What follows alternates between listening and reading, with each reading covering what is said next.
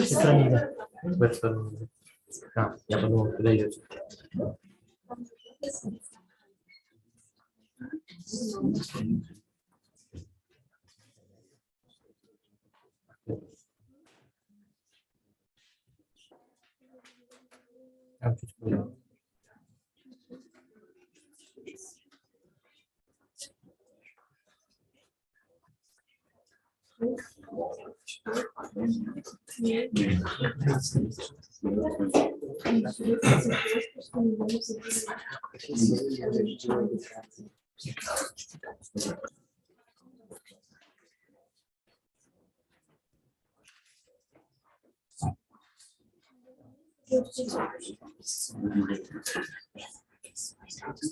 Идем вперед.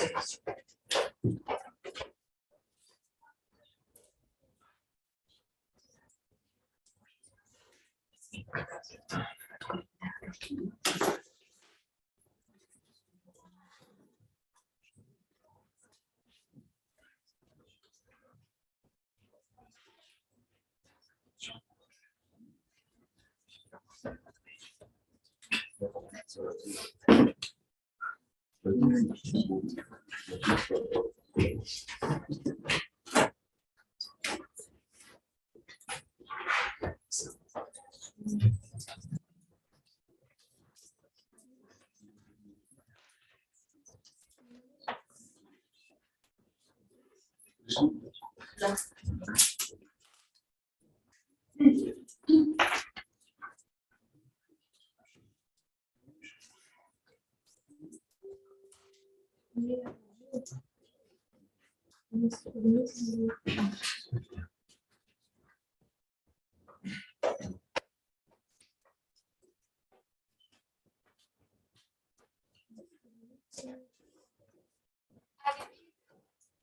We'll start with shop. Okay. 15. Oh, it's just 2-3 minutes. Okay. Would you like to use butter? No, oh, fine. I've got that.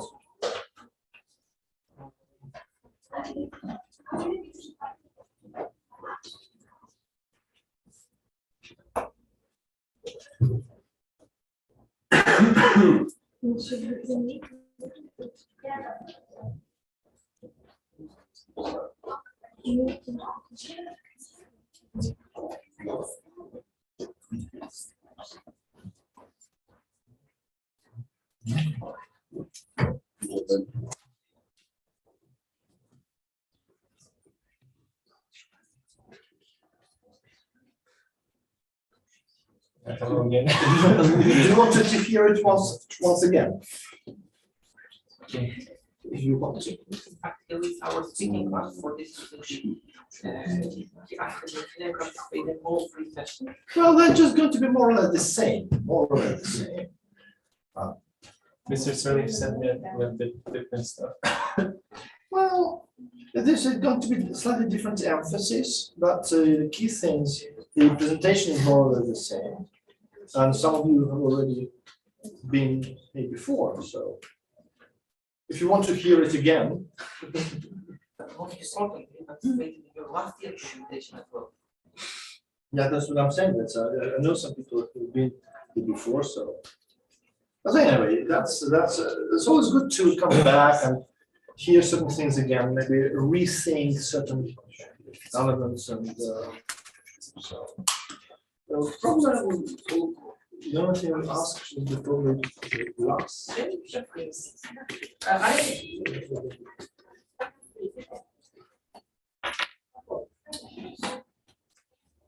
Olivia.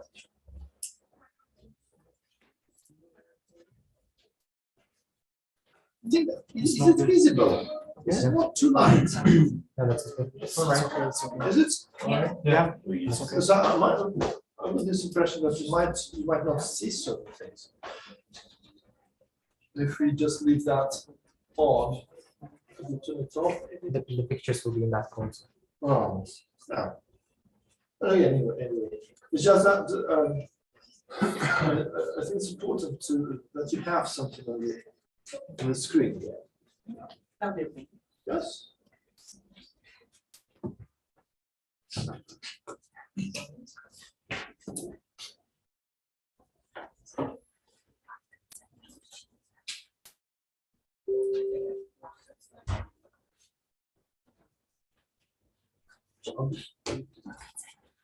Okay.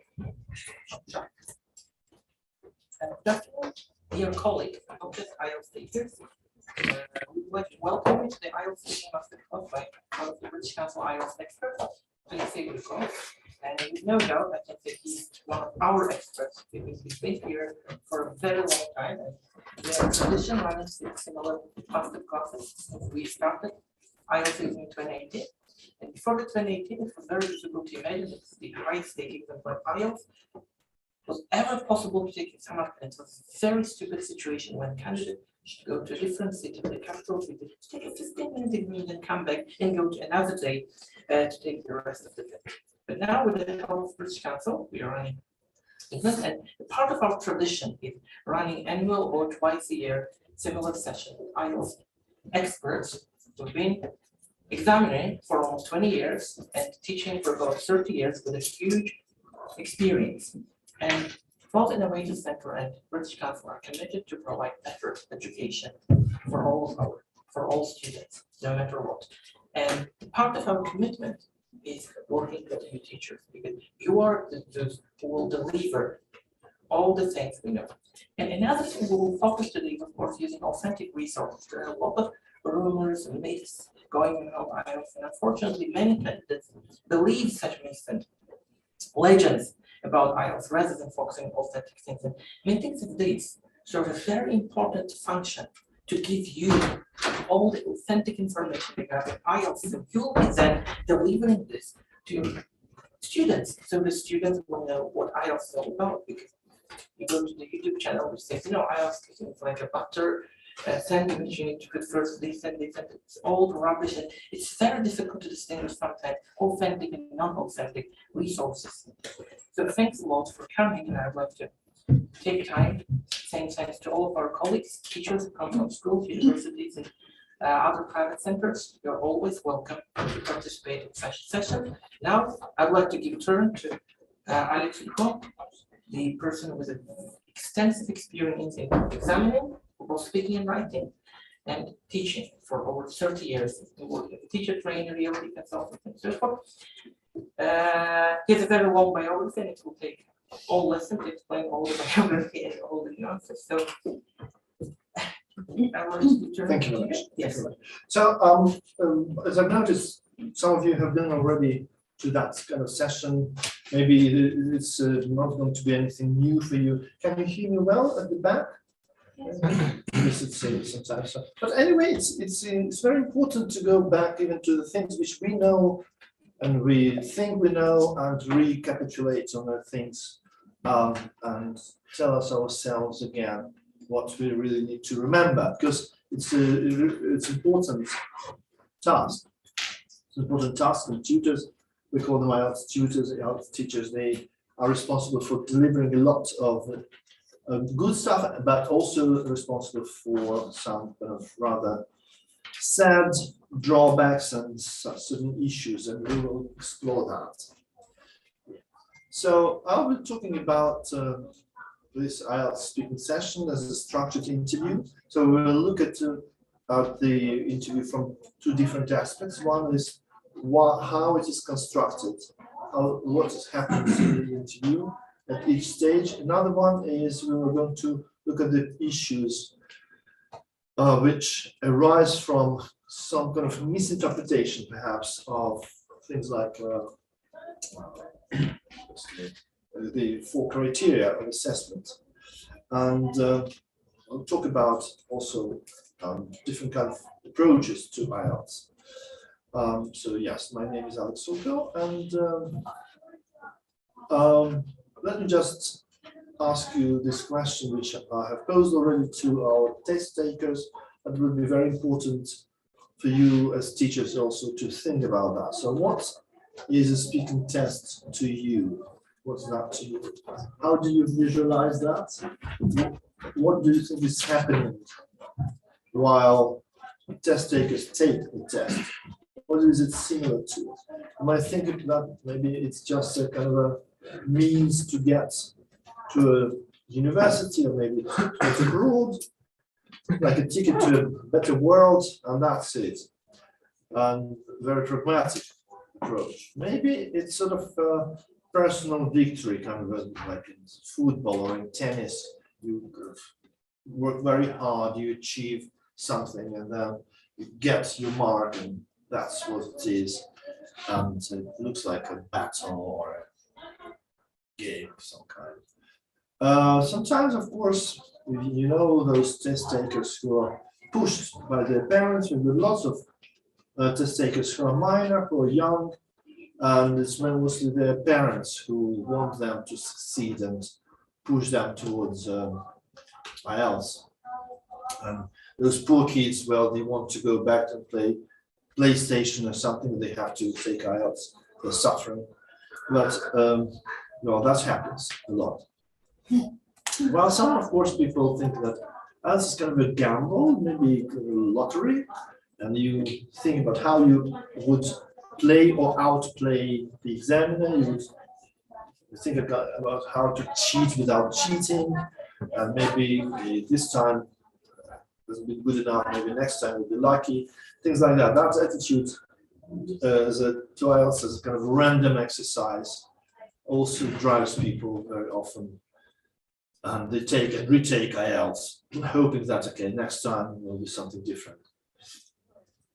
Many, of course, complain that they feel like being interrogated by the police, that there's a court, there's a kind of judgment which examiner makes on test takers, and they feel really nervous, they feel very oppressed and unhappy about that.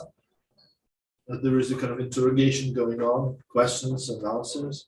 I would also compare that to a PCR test, where you go and get information about yourself, about your health, about the issues with you. Some, of course, students, and that's a very typical way of thinking, that if you work hard, and you always hear IELTS test takers saying that I've been studying very hard, I've been working very hard. So as if that those hours automatically get translated into a good mark. For that, many people, that's the kind of due payment they have to receive, the end after this long time. And well, sometimes it happens, sometimes it doesn't really.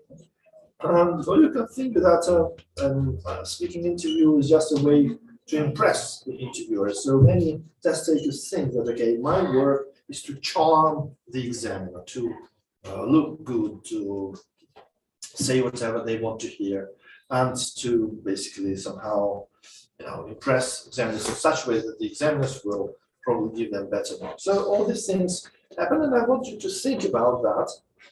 And as tutors, of course, you have certain ideas about what it might be, but we will come back to that issue of what IELTS is at the end of the presentation. Meanwhile, I want you to think of certain problems which happen, which arise very often, and I'll give you some typical issues, some typical examples of problems, and I want you to think about who is there to be blamed for that, whose problem it is. Like, for example, if you have a student who speaks English and talking about his mother, he says he, and uses things like he, have all the time. Whose problem do you think it is? Who's to be? Sorry? Teachers. Students. Well, basically, I would say that. Well, probably it's a problem. You can, of course, you can say teachers, but I would say that this one is probably more about students themselves. Yes. Because teachers usually teach such things. Yeah, this is a basic one. This is a basic thing. Yeah, it's not something which teacher would miss. Yes. And so if a student is there and keeps on doing this, then their level is simply not good enough. So they have to be responsible for such things. If a student, the candidate talks very fast, like a machine gun, in a very loud voice, like this, what would you say here? He was watching too many Western movies. So that's the teacher. That's a technical problem. He has to work with the pronunciational. Yeah, it's kind of shared responsibility, really. Because one thing is, of course, being exposed to maybe some kind of wrong English, and but also maybe being taught by a teacher that that is the way to impress. That's fluency. If you start speaking like this, like a machine gun, okay, and that is the fluent speech, which is not. And then teacher, as you've said, that teacher should really regulate that, work with the pronunciation, and also probably suggest different strategies. And that's not the best strategy. But what if it's maybe natural way of speaking? Some people do that. Some people do that, and but then again, there is a kind of natural way of speaking. But then, even so, I think there are rules. Even if you speak in your own language, in native language, you still can do that better or worse. So, and that's why people go and get trained to be speakers in their own language, because there are certain ways of conveying meaning using intonation, and that's what all pronunciation is about. That happens quite often when you ask people, you ask candidates, what's your favorite color? And they go like, I never thought about it. Or would you like to travel abroad? I never thought about it. What do you think about that kind of strategy and speaking? Whose problem this is? Teachers. I guess teachers, because they misguide students by telling them try to speak as much as you can, etc., etc., etc. That's why they try to avoid conversation. Because there could be students with no experience at all. They would be like, no, I don't want to speak. And what if I don't have it? It might What be if I students' negativity? own way of just filling the gap, and they might misinterpret the teacher's way of saying, just if you don't know it, just say I never thought about this. They like keep using it for everything. Teachers' They fault. don't have a clear answer or memorized answer for. Yeah, I mean that's all responses are absolutely fair, and I think the problem here, we have got the students who are a bit obviously not knowledgeable enough. Yeah. But also you have this situation where people think that it's all about knowing. There's a lot of knowledge involved, while in IELTS you probably agree with that, that there's a lot more focus on opinion. So it's not a question of like whether you know. Of course, you have to have a certain broad worldview, but so I would say that as a situation, life situation, it's probably the student's fault, but as a strategy, that's again maybe something which tutors shouldn't have really advised their students to do. That happens. People come late, and they come without their ID card or without their passport. Yeah. That happens a lot. It happens a lot. Again, it's a question of discipline, but again, it very often happens when students they receive an invitation for an exam and the level is low. So it's in English, they just don't understand, simply. They understand, okay, that's exam, but responsibility, and it's irresponsible, and you don't. Although it says, okay, you should come 30 minutes before the beginning of the test. It says you have to bring your ID, the one which you use for the registration. People like once in 20 people, 1 in 20 that don't do that. So, but again, I would say that it's important that they're informed about that, and it's also teachers' task also, I think, to know the format and to be able to advise on those practicalities. It's not just about language, but also about how the exam is organized. But now we have some other things like this. I don't know why this phrase knee-high to a grasshopper seems to be very popular with IELTS test takers. It makes me wince, it makes me cry, I hate it. But you can imagine that's what they do. They simply they say, when I was knee-high to a grasshopper, meaning like when I was young, when I was a child.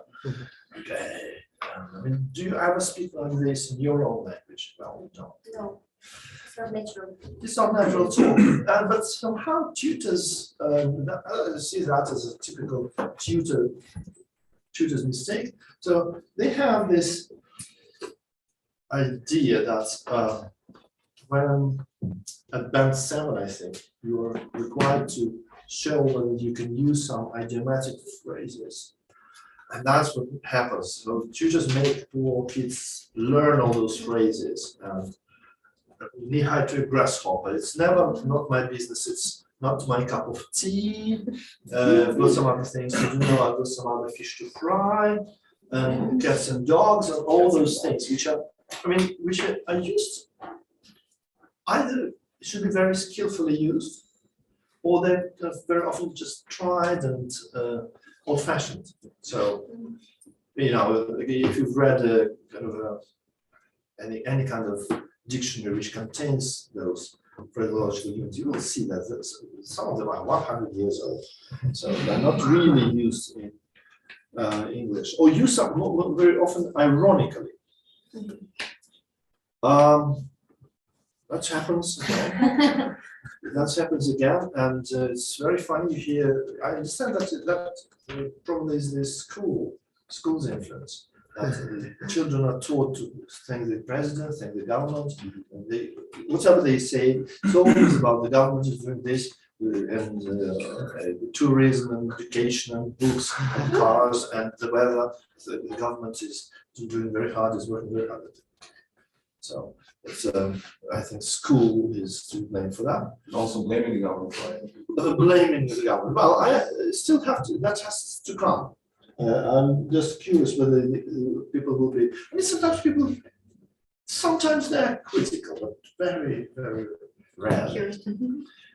This also happens when children come, they really tremble, they shake, they say, yeah, no, I'm very nervous. What do you think is why do you think this is the case? Like experience. Anything else? I guess misconceptions, because most teachers tell us exam is gonna be really strict, the examiners are strict, and like they've been learning with those misconceptions in their mind, and they go to the exam. Maybe we use exams. Sometimes it comes naturally. When we are nervous. Yeah, it's- And Stage the fright. teaching also is emotional and emotions just. Well, it does come natural, but to me, it would be, as you said, a misconception. So that people fear, so they're driven by fear, some kind of anxiety. And I understand that, of course, it may be true because there is a high stakes exam. It's either you go to the university or maybe you don't. But then the only way out is to be confident. Well, so you have to come prepared, and if you're prepared, right? Then it's not, people behave like that when they know that they may not be doing that well. And if you are prepared, you've got your language at a certain level, you don't have anything to fear, really. So again, I would say that maybe it's a lot of misconceptions, a lot of misinterpretation of what exams is, but also the fact that students are not ready. And you know, like in a battlefield, you don't pick up people, give them a gun, and then send them to fight. You have to train them. So there's the same as here. You can't really let them out, you know, with this state. And as a tutor, you have certain responsibility. So you don't really send those poor kids who got nothing but band 4. I mean, it's awful. Yeah. I mean, I would say that a tutor cannot really mislead candidates, thinking, okay, you're a really good guy, okay, go try and have it, and then people come and they get 4. It's awful. I mean, everybody's suffering. The kid is suffering, their parents are suffering, examiners are suffering, and it's all bad, just bad. Or what happens, do you think, when during the Ielts, people get upset when they're stopped? Examiners, I haven't finished. What do you think? Teachers fault. Teachers. What? Information. Time managing? They should expect this. They should expect that, yeah, absolutely. Teachers should really know the format of the exam, and they really have to tell students what is going on. Yeah. So they're going to be stopped because it's all about really strict time management. And the work of the examiner is very often just about time. Yes. Yeah. Type of listening skills. It's, they're always told, so don't be upset or don't be nervous about it. You're going to be stopped. But we gotta be fair, there are some students who do self-study. They don't come to some centers or. The examiners always tell them that they're going to be stopped in 2 minutes. Yeah, it's in the instructions, I guess, they tell them when. Because there are lots of different things, like, for example, there are many other things which I'm not going to talk about that in detail, but for example, one thing is that in parts 1 and 2, examiners don't paraphrase. They just repeat. So examiners, in fact, just read. So, and it's funny when you hear, oh, thank you very much, that's an interesting question. Well, maybe it is, but it's been written by someone in Cambridge. Right? So it's not. So, but that's true, that you just read that. And if you don't understand, you just repeat it twice, and that's it. So, so who's to be blamed? And then we have a continuation of that. You know, Uzbekistan has one of the lowest average Ielts scores in the world, around 5. 5.5 it was, I think now it's 5. And the reason is why. What do you think might be the reasons? Of course, one of the reasons many people think that students are stupid. No, why not? The abilities are the same of all people. I think the opportunities. Yeah, Like Yeah, more students people don't are have taking, opportunities. more students are taking the test than before, so the average goes Yeah, back less to like exposed to 5. language. But actually, there are some outliers for like 7, 8. Yeah. Statistics. Yeah, so, but you know, this kind of, again, we're talking about a lot of misconceptions. So the thing, I guess, is students are stupid, or students don't study very hard. And so that when they fail, perceive it as a failure. They mark lower than they Expected. think they should. Yes, expect it. They think, oh, I didn't work very much. They're really working hard, and you know that kind of concept of working hard and studying hard is, of course, is a good thing, but you don't have to believe and make your students believe that it automatically translates in a high grade. Like you've got sometimes testing centers, study with us 6 months and you get a 6. You study with us 1 year, you get a 7. Oh, come on. You can't guarantee that. Yeah, And it's the kind of first people trying to sell their product. that's just smart. Commercials. Yes. Smart. And it's not, you can't do that. That's also an interesting view. That's okay. The mark is low because examiners are strict and unfriendly. They're strict. That's the word. And examiners, of course, you understand that they just reproduce written script. Their job is to really monitor the time. They give preliminary mark, then it's double marked. But someone else who doesn't see the student, he doesn't see the candidates. So, But it could be true. It's about blaming. Yeah. And a couple of people who have their examination as text and also wrote, they score higher as well, rather than text. well, it's not a, because here you have, people usually travel, that's one thing. So usually examiners travel from one place to another, so you don't have someone who's always there. So that's why, for example, we have more or less the same team of examiners in Kazakhstan and in Uzbekistan. They interchange. They used to travel a lot before pandemic, so the same people would examine in Kazakhstan and Uzbekistan. So, what is perceived as strict and unfriendly is, of course, again, comes to format. And if, for example, candidate thinks that it's a kind of live interaction, and the examiner sits like this and just reads out stuff, doesn't really smile, doesn't really play with the interviewee.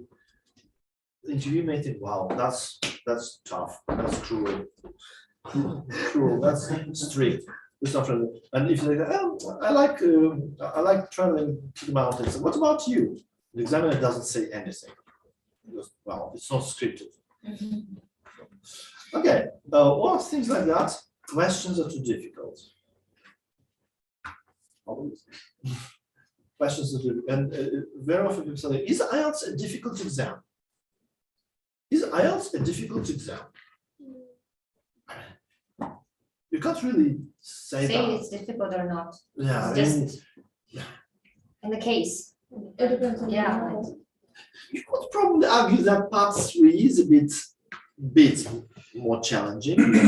But then you choose the way you want to answer.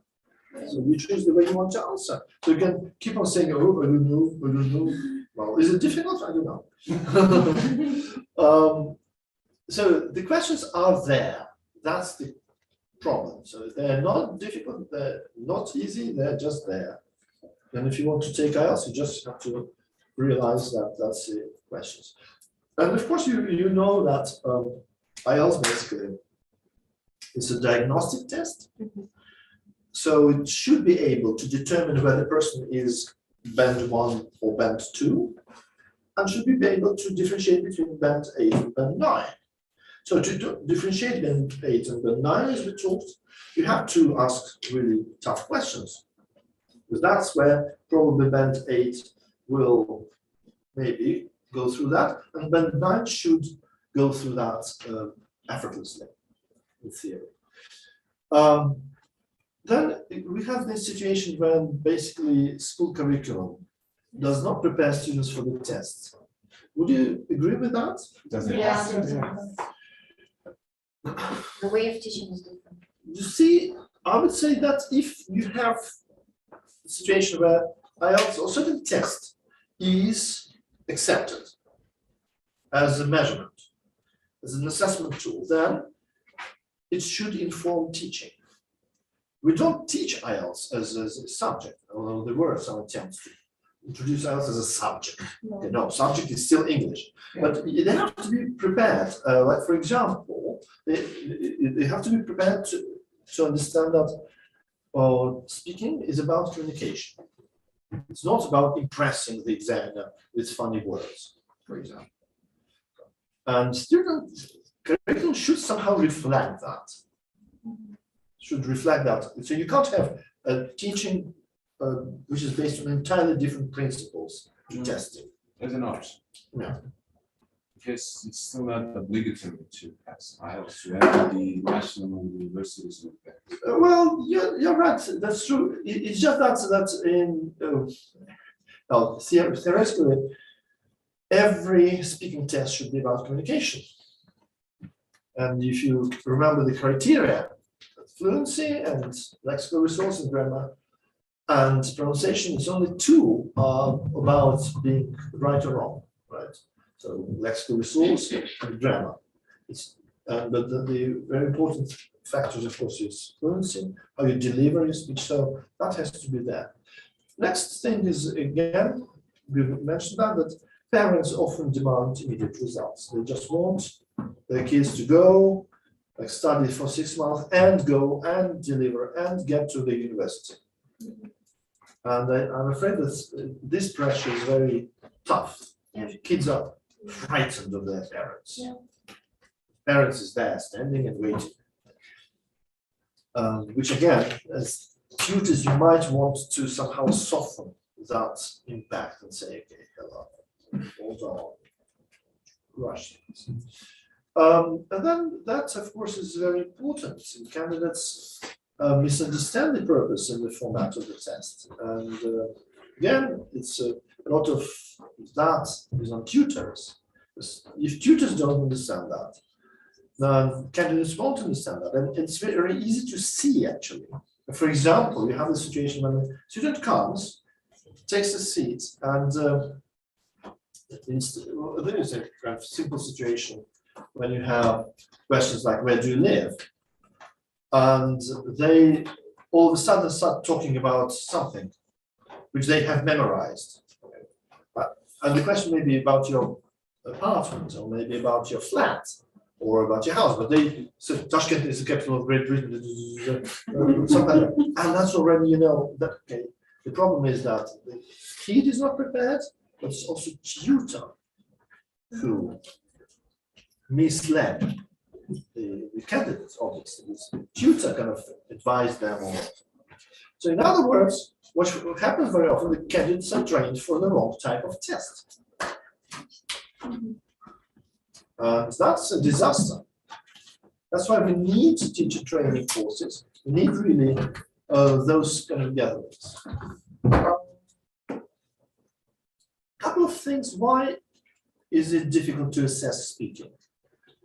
And we talked about that already a bit. And of course, it's kind of vague, ephemeral, it's difficult to analyze, it's a free production of oral text. You can't really dissect it. It's not writing. Writing is more tangible, easier to analyze. Speech is difficult. It's vague. Also, of course, many aspects have to be assessed at once. And in the pronunciation and grammar and lexical resource, communicative quality, so it all happens at the same time. So the examiner has to really look at all these things at the same time. Yes, it is subjective in a way, and that's why examiners are trained.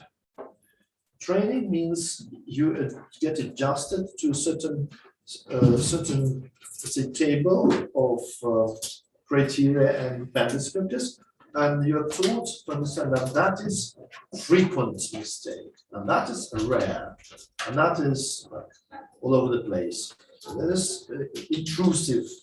Accent is intrusive here, it has minimal effect here, so that's what you get trained. So that to reduce that subjectivity.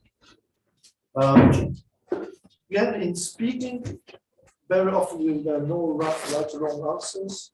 It's not a quiz, it's not really anything which can be judged on the content.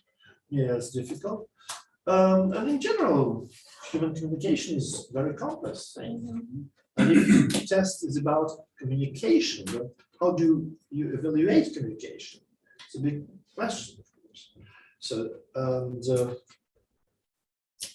there is no sentence by sentence assessment. So you can't say, okay, that sentence was good, that was bad. So it's holistic. General. Yeah, it's a general impression. So there are chunks and types of tasks in Ielts. There are 3 parts which are slightly different, and yeah, get a full impression of the whole chunk.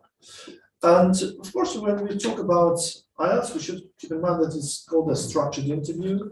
They said that examiners just read the stuff; they don't invent those questions. Apart from part 3, in part 3, there is some freedom to interpret certain questions, but in part 2 and 1, it's just scripted very tightly. Can't say anything else. And here we have, well, basically. Ielts module as a structured interview as an example.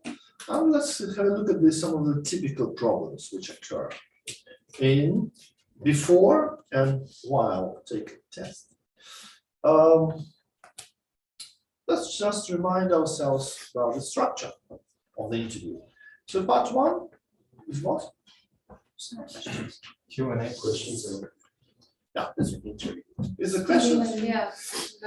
relatively short, relatively familiar. So it's personal questions, where do you live? And that's where, of course, it's meant to get at least some language from low-level candidates as well. Because they at least can say where they live, what they do, something like that. And it's important to have that rateable language. And usually it's familiar topics, and it's 2 frames. The term is frame, 2 topics which are not related to each other, which are, well, here we can talk about cars, and then 4 questions about cars, and then we'll talk about books. So they're not related in any way. They're sort of jumbled. Everybody gets a different set of things. Part 2. Long term. Because it's a speech, it's a monologue, it's a long term, and it's a given topic. Again, the topic is usually related to the person. So tell me about your friend, tell me about the trip you would like to make, the book which you would like to read, and something like that. So it's still personal, but a bit more elaborate than in part 1. And here you have 1 minute preparation time, which is strictly observed, and then 2 minutes long term. And then 1 or 2 round-up questions. So it's all 4 minutes. Now part 3. General questions. Opinion questions. General apps. Yes. It's kind of general questions is discussion. I mean, the closer it is to a discussion, to a normal talk between 2 normal people, the better. So that's the idea. So it's not the same as part 1, where you have questions answered. It's more like, what do you think? That's opinion. And it's obviously related to the topic of part 2.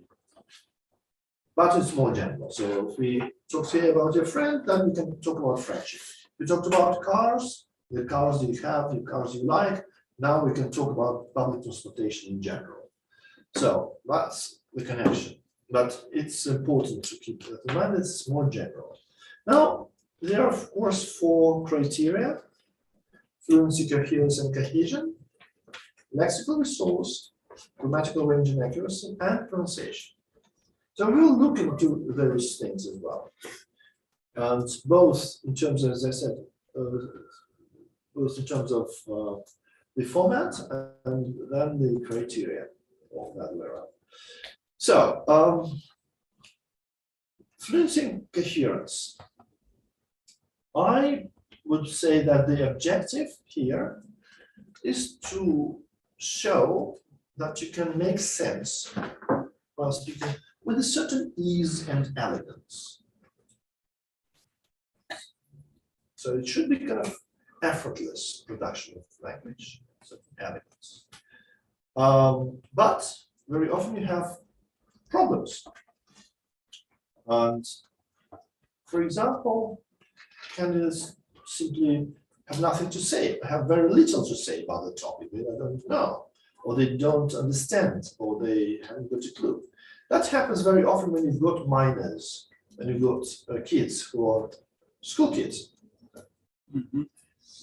Sometimes they are lucky, they get something they know something about, sometimes they don't, and they don't have enough of background. Yes, and that's why basically IELTS is not for kids. It requires you to be able to talk about some important issues in the world. But they're still kids when they try to enter the university, but they're required to pass the IELTS examination.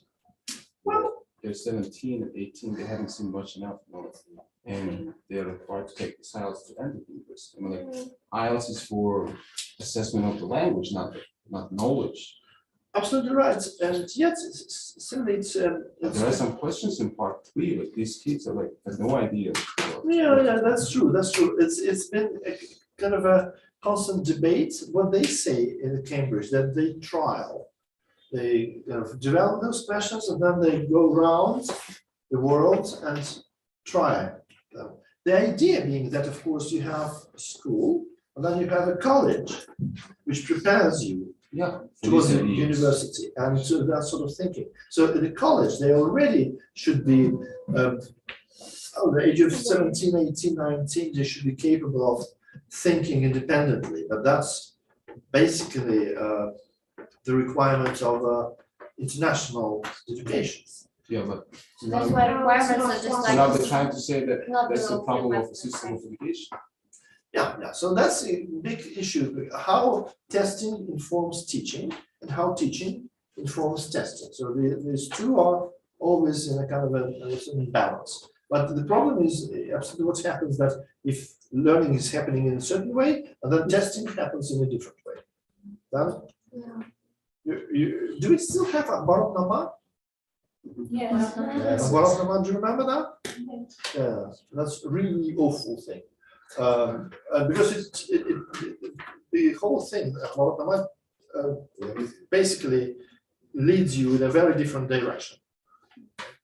So you don't learn language, you just learn how to solve, how to do like Sudoku or something. What also happens that sometimes, and again, it's related to maturity of candidates, they can't formulate an idea or express an opinion. Simply, they may not have an opinion, they're not mature enough. Yeah. So, and that's obviously, I mean, they may have kind of formal English, which is okay, but then, and then some people speak with pauses, they have that fragmented speech, and they can't really glue words together. That's very common. And then people sometimes speak too slow or too fast.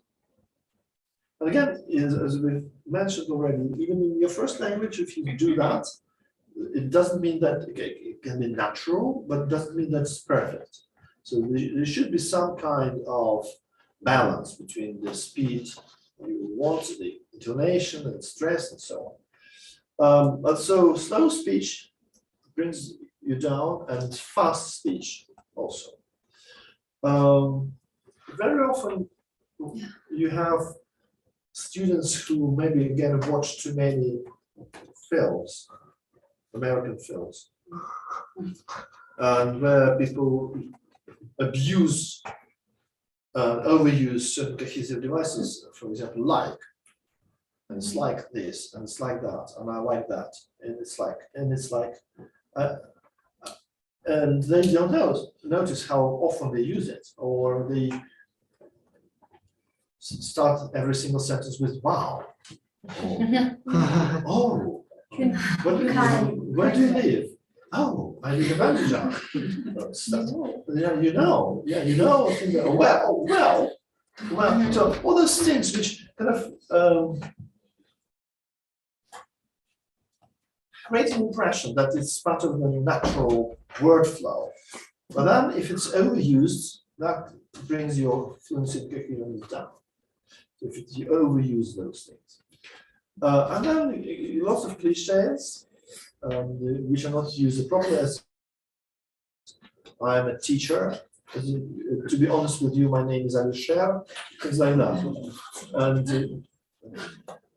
you hear quite a lot people saying that. So they know that they have to start with a certain kind of phrasal construction, and then they start, but then it's completely inappropriate. So that happens. Let's look at the lexical resource. So I would say that the objective is to use a wide range of words to the point. There is a wide range of words, lots of interesting words, usual, less usual, common, less common, but they should be used appropriately. So that's a combination of two things. What happens often, you have people who choose to use just simple words that fit everything in order to avoid errors, in order to avoid mistakes. Good, everything is good. Water is good, the weather is good, and the teacher is good, everything. So you can do that, but then it doesn't show you the range. And to score high on the lexical resource, you really should have a range of words. Then, of course, other test takers who are kind of, you can also say they're risk takers as well. So they try to impress the examiner with some unusual vocabulary, which you rarely hear people actually using. And they learn those things, memorize and use them. The problem is, of course, is that the unusual words, they're more specific in meaning. And if you can say good weather, good, good computer, good mood, and so on and so forth. But if you think about words like gorgeous, right? You can't say that a computer is gorgeous. It's not appropriate. So it's either ironic use or something, but it usually it's not gorgeous. Right? The weather can be gorgeous, but computer can't. So you just have to keep in mind that if they use lots of those unusual words, strange words, it is much more likely they can make a mistake using it. Then, funny thing, of course, happens when people rely too much on their first language while learning, and they use so-called false synonyms because in their language it is synonym. Like, for example, if you take this Russian word "житель," right? You can say "житель страны," "житель в квартире," right? And then you don't see the difference because it's the same word. In English, this is another country, but a dweller dwells, inhabits a flat. You can't say a dweller when you mean a citizen. So they're not synonyms. They're synonyms in Russian, or basically one word which means two things. Or like dishonest, unfair, the same, нечестный. But it's different. Dishonest, of course, is not being truthful. Like unfair, it's not being just, it's not being fair. Solving decide the same. Or very often you hear people talking about something like I decided my task. I decided an example, meaning я решил задачку, решил задачку. So, but it's not. Very often happens. Words which are misunderstood.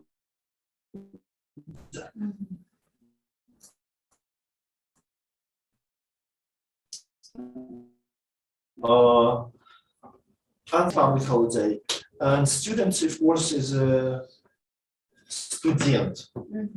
Are you a student? No, I'm not. I'm a pupil. I'm a pupil. Or I'm not like the student. No, I just study.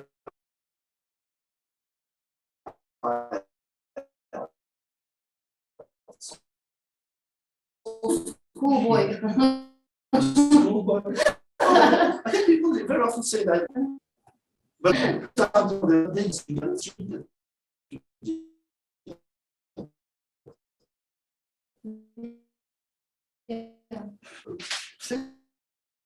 like celebrity, okay, people confuse it with celebration. When we ask them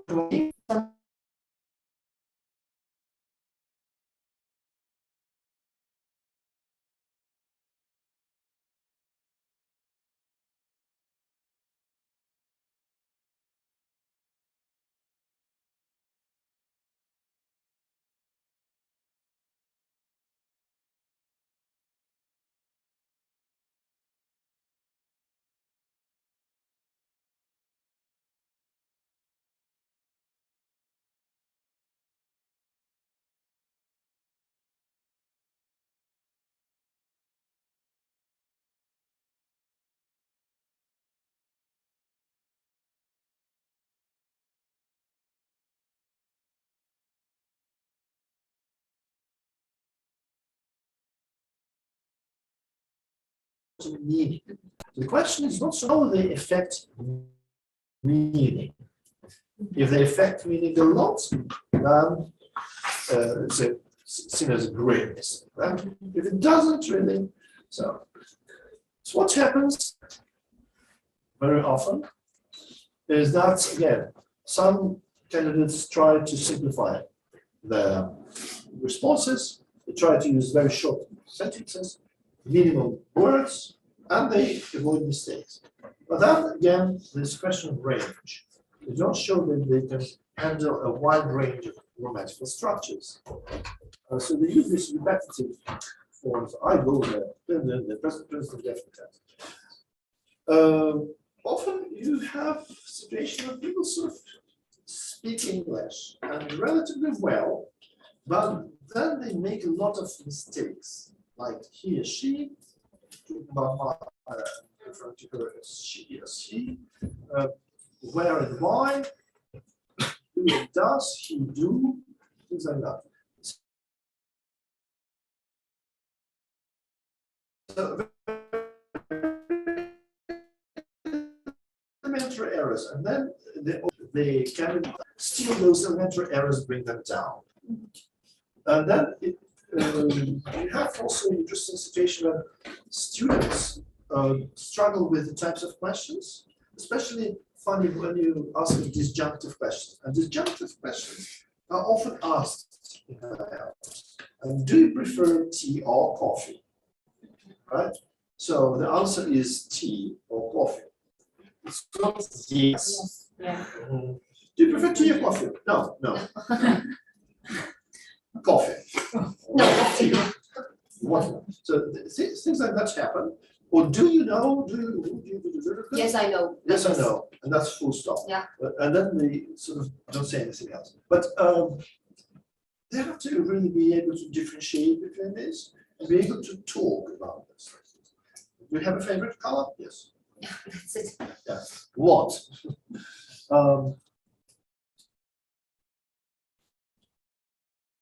But often people confuse tenses and verbs all the time, and even say that maybe certain elementary things should be taught. And there are many more elaborate uses of tense forms, which everybody struggles with. But then there are certain things which we have to be very clear about. Like, did you go there yesterday? Means I know where you went, where you were supposed to go, right? Did you go finally? Have you ever been to? Another question which is asked very often is would. Would.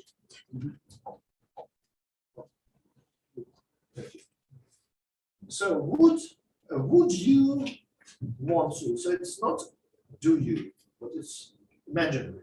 So there is a lot of appeal to candidates' imagination. Would you want to travel abroad? Would you want to fly to the moon? You're not going to, but would you? Maybe. And if not, why? And some very often you have people who misinterpret would, and they just say, no, I've never been to the moon. Would you like to go to the moon? No, I've never been to the moon. Complex objects, they struggle with that. So I want you to talk about this. They find it difficult. Or the only thing which I would like to talk about is this, like complex objects. Again, they struggle with that. And then there's such a thing which is called density of errors. So errors may be small, unimportant. They may not really distort communication, like the S at the end of he says. You still understand what the person wants to say when he says he's saying. But then if it's dense, if you have a lot of repetitive errors like this, that also brings down the grammatical range. Let's now look at the pronunciation. Pronunciation is something which, again, teachers seem to be fixated on, but they always think about accent. So, but this accent is right. Everybody has got an accent. Again, the key element here, key factors, how this affects communication. If you've got an accent but still can handle the speech well, that's all right. So I would define objective of that assessment criteria as to see how people can use their voice in general to convey meaning and attitude. Not just about having a good accent, but how you use your voice, how you use it, how you project your voice. So you can make certain things less important, more important, threatening, maybe very calm. So that sort of Rising tone. the rising tone. Yeah, absolutely. But what happens very often? People speak like this all the time because their first language is very monotonous. Flat intonation is very typical for Uzbek speakers and Russian speakers. Yeah. Because Uzbek and Russian are much more sort of monotonous and flat as compared to English. We're not using our emotions when speaking our language. Yeah, Not always. But there are also some examiners who get that condition. yeah, that's true. People do that, and especially you can say that especially if you listen to American male voice of power. So people like generals, very low voice, very monotonous. But it's a question of, nobody's perfect, so there is still room for improvement for everyone.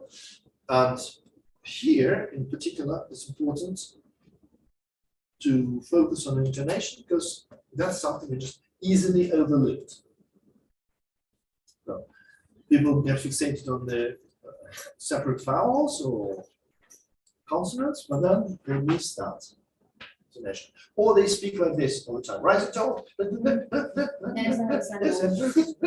So, and it is again the same kind of intonation. It's repetitive, but it's upbeat. It's very optimistic, and so it's still the lack of subtlety in the use of intonation.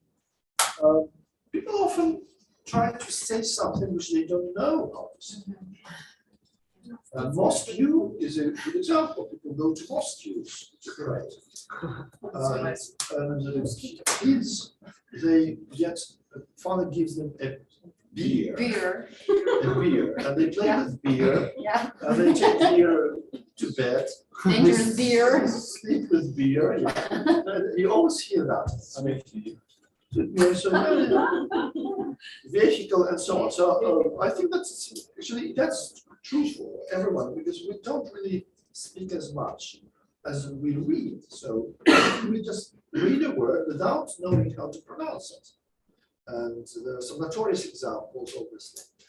But then again, there should be some kind of match. Some words are not so much mispronounced, but sort of misinterpreted. Yeah, we live like this. Yeah, for example, the word culture.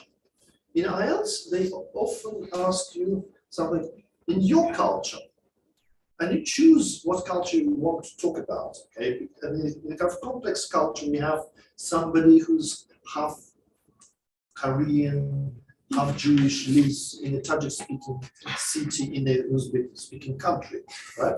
And in your culture, what do you want to talk about? My national culture, my regional culture. It's up to you, basically.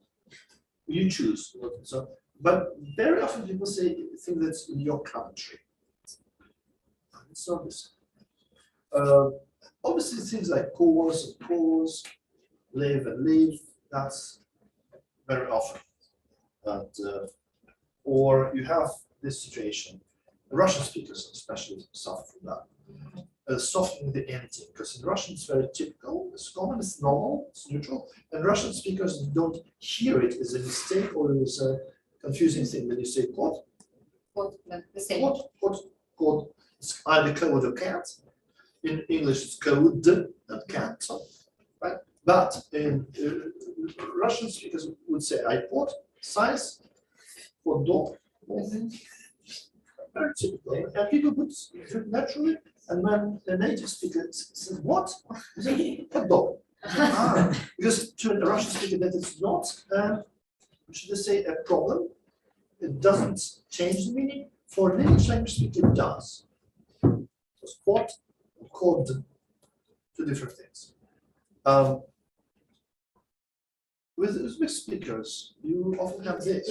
Yes, what you do. Watch it, students, Beckis, and so on. You've got that, and that's again, many students do that, many candidates say that. You have to watch out for that. And there's another very funny girlish thing. I think it's girls who do that. Say, yes, I can see. I have all this well. And that's going to say, I think it's polite way of raising tone. And but when it's intrusive, it becomes a drawback, obviously. And you have to really, yes.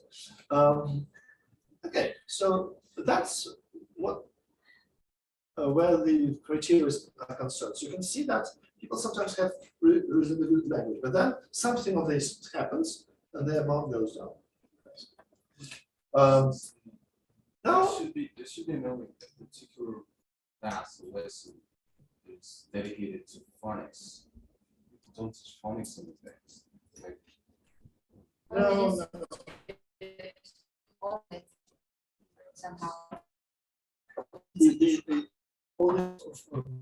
The whole phonetics and phonics and everything related to sound is really difficult because we still teach, I think we still do that. Students are taught isolated sounds, and then I taught to pronounce them in connection. While we never speak like that, we never speak in isolated phonemes. They always word, there's a word or a sentence. But anyway, let's just look at one thing which, although it's not a criterion as such, still very important. I would call it topic development.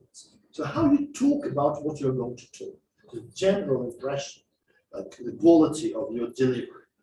So how put it as an objective, as basically to show you can work or study. So we talked about that, whether IELTS is about language or is it about the world. Yes, it is about language, but language for a certain purpose. It's a diagnostic test, but ultimately it tests whether you can go to an English language speaking country and function there, or you can study English language environment. So it's not just any abstract language. And here what happens is that people have very sometimes narrow worldview, and even in their own language, that really, they can't really talk. And sometimes you really need to talk about things like how educating women affects the wealth of the country.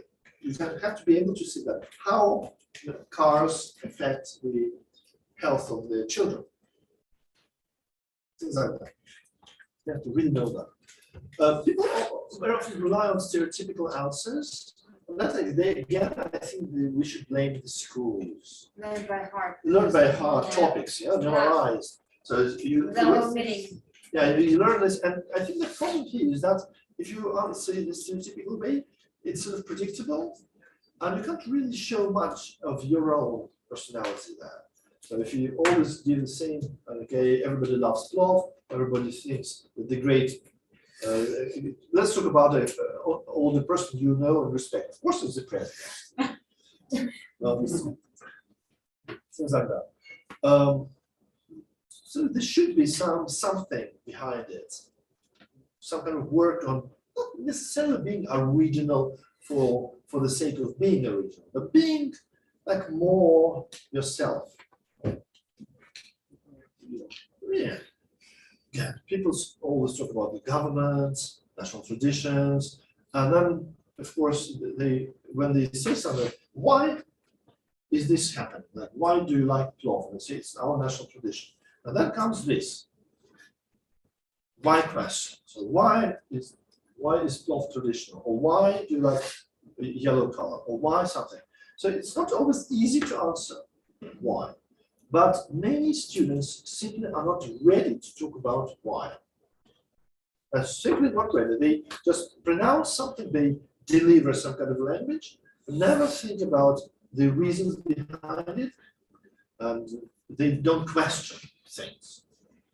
And then it comes from later personal opinion, and that also brings development down. And then in part 3, especially, they sometimes demonstrate weak analytical skills. They can't compare, can't hypothesize, can't substantiate, and that's what you are required to do. Okay.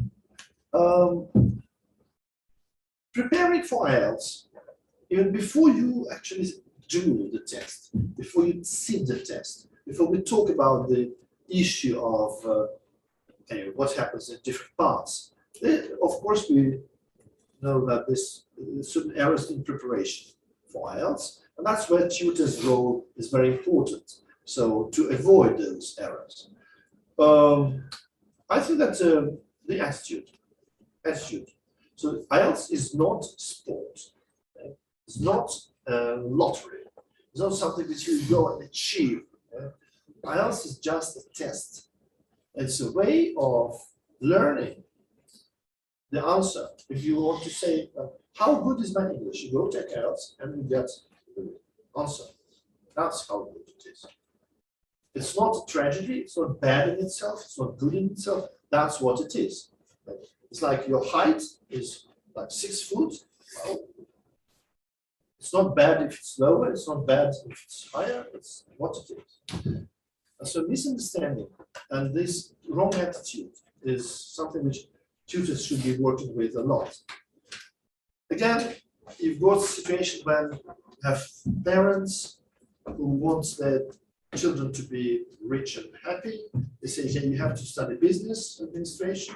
In order to do that, you have to go to residency university. In order to do that, you have to take IELTS. In order to take IELTS, you have to study English. So instead of learning English for the sake of learning, children have that kind of goal, very prevalent. I need band 7 to get to university. My take on this would be that it somehow cuts you on the top. So you can reach on a certain level by that. But then, if you want to get higher, you have to really go into the language. You have to really start working with the language and maybe get interested in that. So then again, tutors often teach children artificial language and things like this. What kinds of book do you like when you were younger? Of course, not you like. A simple question, and the answer may be like this. Wow, thank you for the question. To be honest with you, when I was knee-high to a grasshopper, and when I woke up this growing day by day better, and I want to tell you about how I'm studying very hard, and I want to ameliorate, and that's you get as an answer. It's absolute rubbish, but of course, poor kids don't know about that. They think they're really doing well.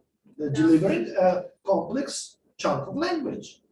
They use ameliorate, they use knee-high to a grasshopper, they use some things like thank you for the question. So they're doing well in their opinion. But, yeah. So unfortunately not. So that's the thing which really tutors should work with.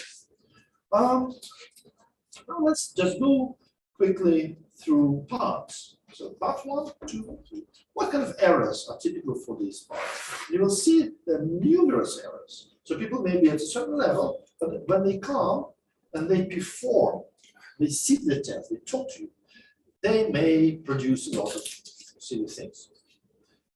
They are kind of theoretically good English, goes to, I would say nothing, but basically gets reduced, this school gets reduced. So errors in part 1. People don't know how to greet. Children don't say hello. For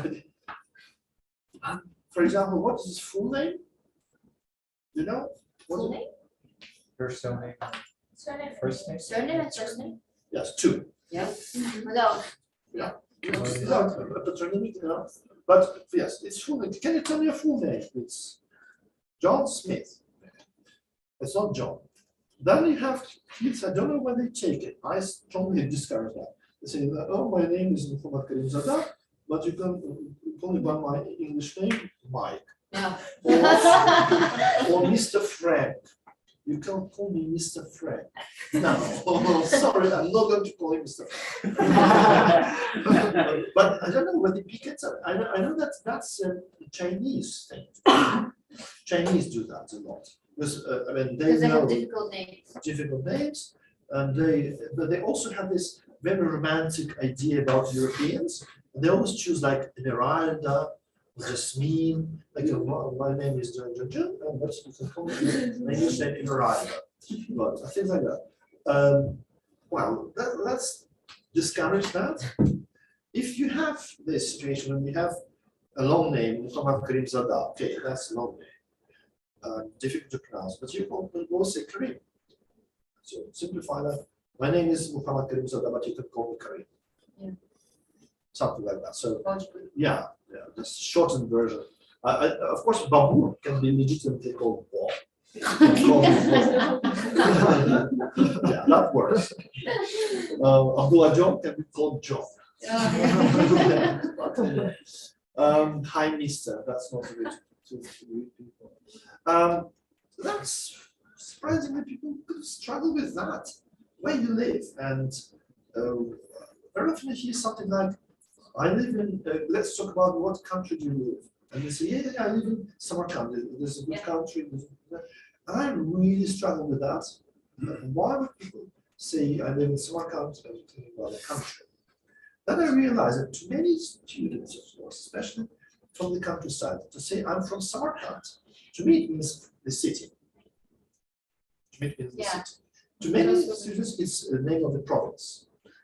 So I come from Samarkand, I mean to province. I'm from Samarkand. I'm from Fergana. Very often it means whole valley. So in this case, really important to train them that okay, Samarkand is a city, village is a village, and Samarkand. I don't know why in our passports it says Samarkand region. Have you seen that? It's not a region. It's not a region. It should be province. Province. That was correct. And district. So all these things. Gavin, we talked about that. Let's talk about what you do. Do you work or are you a student? No. Don't work. I'm a student. I'm studying Ielts. You are a student. And especially it can be problematic when people say, no, I'm not a student. I study Ielts. And then the question could be like, how long have you studied this subject? And they say, I'm not a student. How long have you been studying? Shouldn't be kept in mind that frames in part 1 are structured like this. You've got a statement which starts with let's talk about. Let's talk about clothes. Let's talk about cars, full stop. That's a topic. And then come the questions. Very often students start answering the question immediately without hearing the question. Let's talk about cars. Ah, yes, cars. Yeah, cars. My father has got a car. Stop. I haven't asked the question yet. So again, tutors haven't prepared that for that. So it's always topic and then 4 questions where you would have questions about slightly different things. What do you like? You don't like? What did you like? Where did you go? So present, past. It could be a question about would you want to buy a car? Or do you prefer to read a book or to read a magazine? So these jump questions. And you should sort of train them to keep in mind that there's going to be something, all these types of questions in one frame. Topic remains the same. So if let's talk about cars, 4 questions will be about cars, or maybe about public transport as well. And frames are different to topics. This, as I said, happens very often. Do you want to go? Do you read a lot of books? I read a lot of books when I was a child. Do you read? Are you reading anything at the moment? Would you want? Doesn't mean do you. So that's so how is very common. Part 2, errors in part 2. I would say that the first thing is when the topic is introduced, the examiner says something, hey, in this part, I'd like you to talk about this, and here is your topic, and you can make something like you can make notes if you want to. And of course, the British Council or the testing center provides paper and pencil. There's no need to sort of think about, hey, can I with my pencil, where is my pencil? No, there's a pencil given. So there's a booklet, paper and pencil are given, and they should be returned. Yes. Which is not that obvious to some candidates. So there's no need to ask that, and the preparation minute. I don't know why. I think it may be a bit of a problem, but again, just for you to know that preparation minute doesn't have any particular way of announcing it. So the examiner says, like, I want you to describe a friend of yours you haven't seen for ages, would like to see again. Gives a topic, and that's where the preparation minute starts. There is no special phrase which says, now preparation minute starts. It starts when the examiner stops saying this. I want you to describe your friend. So, and very often you have candidates who say, can I start? You can, you should. You're already like 5 seconds into the preparation time. So the preparation time starts. Very often you see people who don't even read the task problem. And you have this cue card which says, like, I want you to talk about your friend you haven't seen for ages, but would like to see again. And then it also says, you can talk about this, 3 bullet points. Where you met your friend, why you haven't seen him for ages, or why you would like to see, or what you would do. So you can do that, you may not, it doesn't really matter. It still helps you. And candidates generally just don't look at that. They start writing something. They write a grid. So okay, let's just read the task for a couple of minutes, a couple of seconds, and think about it. And another thing, when people start to have some people are quite good at writing. Some people are, I would like, and the minute is finished. Just trying to write the answer, and well, I mean, preparation time should be used well, because what can happen is that they can choose something to speak about, and they would not be able to talk about that. Like, tell me about the last book you've read, and you've read something like, I don't know, mathematical or something like that. Now, talk about that. You have to really be very good at maths and English to be able to talk about that. So don't talk about the last book you read. Talk about the book you know that you can talk about. So when you have sufficient vocabulary. Nobody checks. Nobody checks. No, nobody checks it. Absolutely sure. But the thing is that people try to be truthful, or they talk about something that they don't really know. There was my grandfather. He worked. Where was he? The plant in 69. He was talking about a relative he's got, who he knows, and then he just decided to talk about a grandfather who he doesn't know anything about.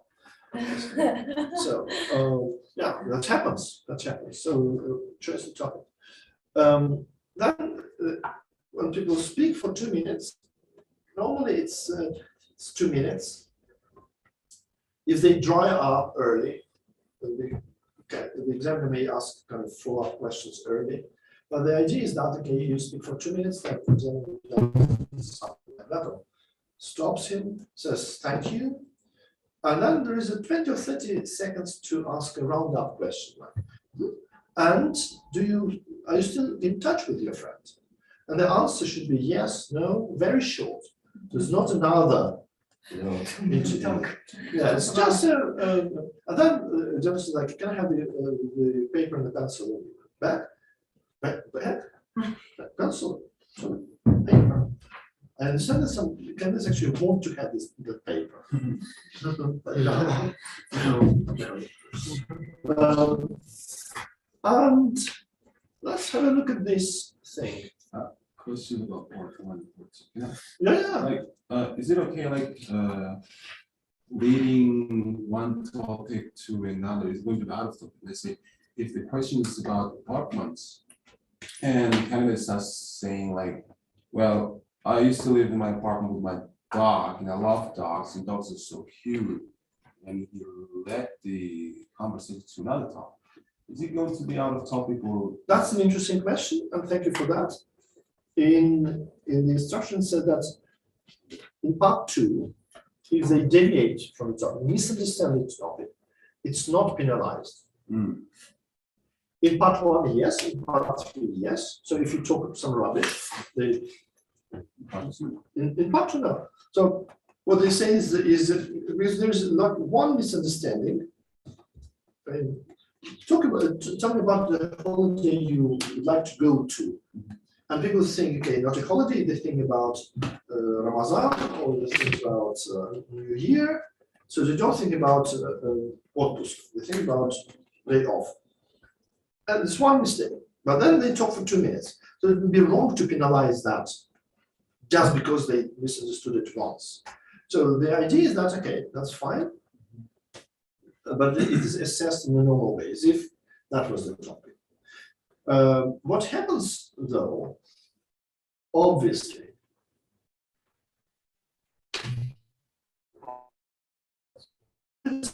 prepare topics which can suit several questions.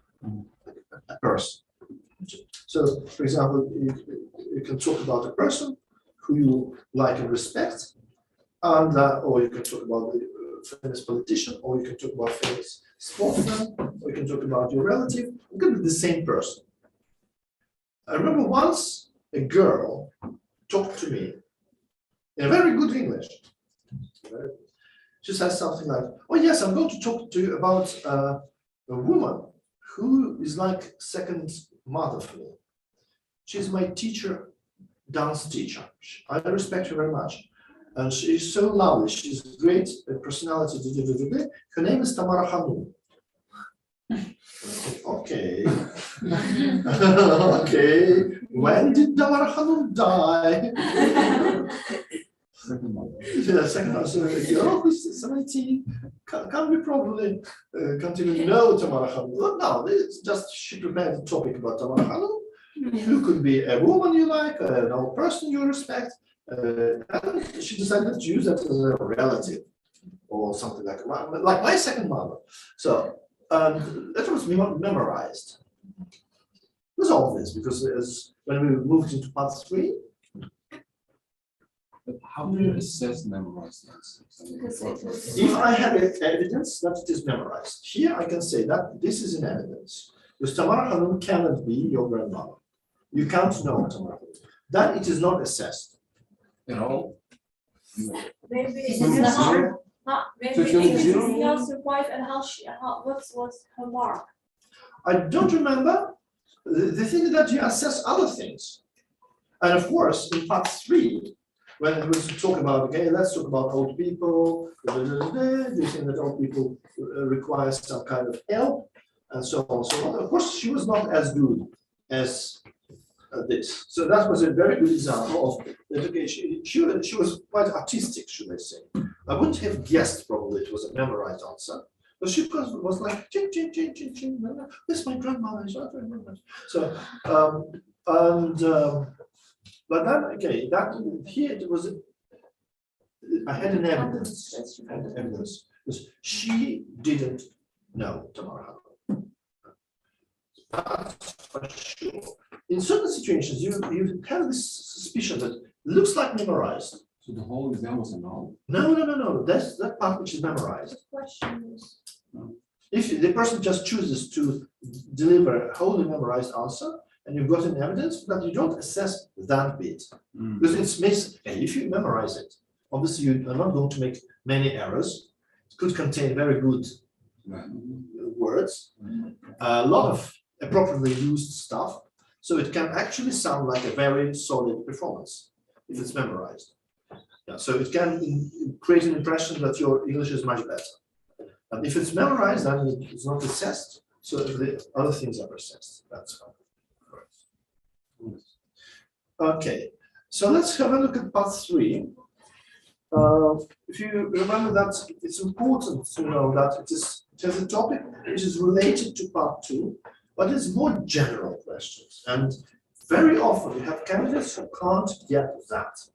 They simply continue talking about themselves.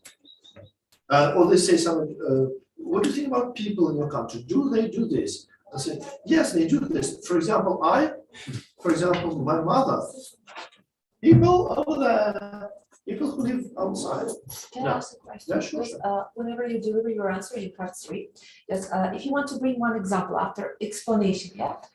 So if you have example about from your personal experience, should you bring it like people?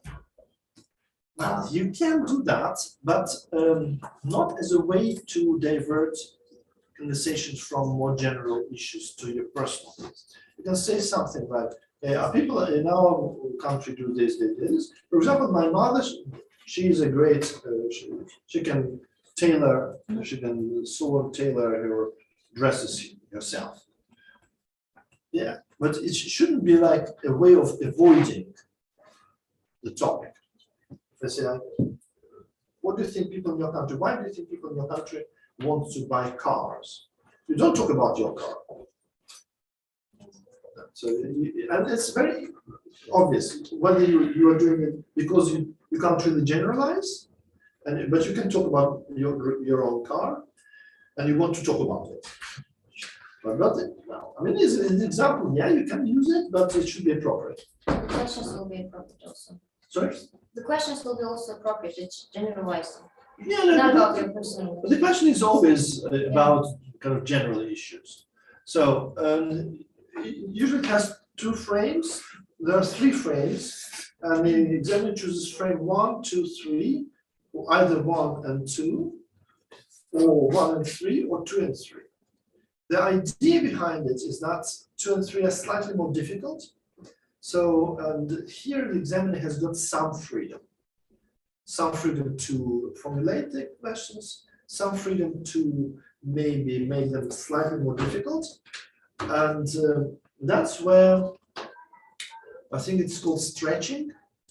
So the task of the examiner is to, if you get solid performance, a person who speaks really well. Now the question is how well? Is it an 8 or is it a 9? So the examiner has no way Not to enough or determine. enough?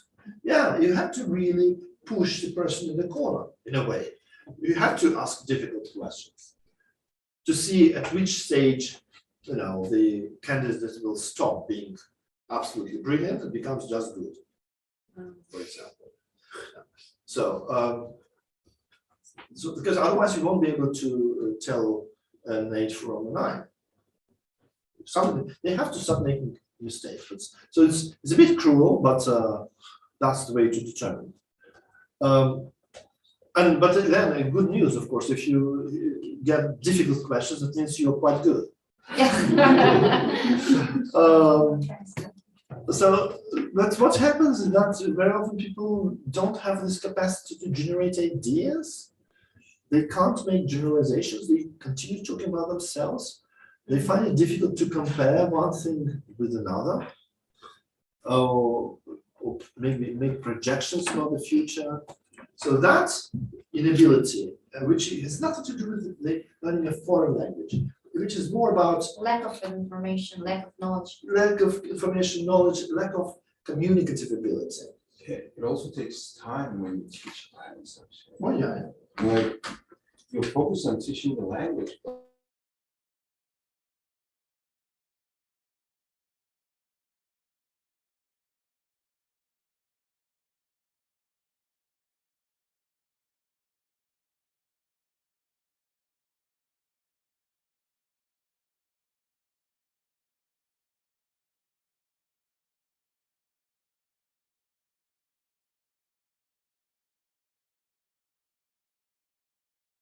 independently.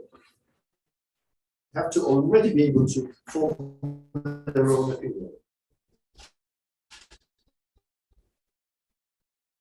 So, if of course people do some manual job, that's fine, but that 5 is enough. Again, as I say, very often we use stereotypical answers, which brings the whole business down, because here it's not about your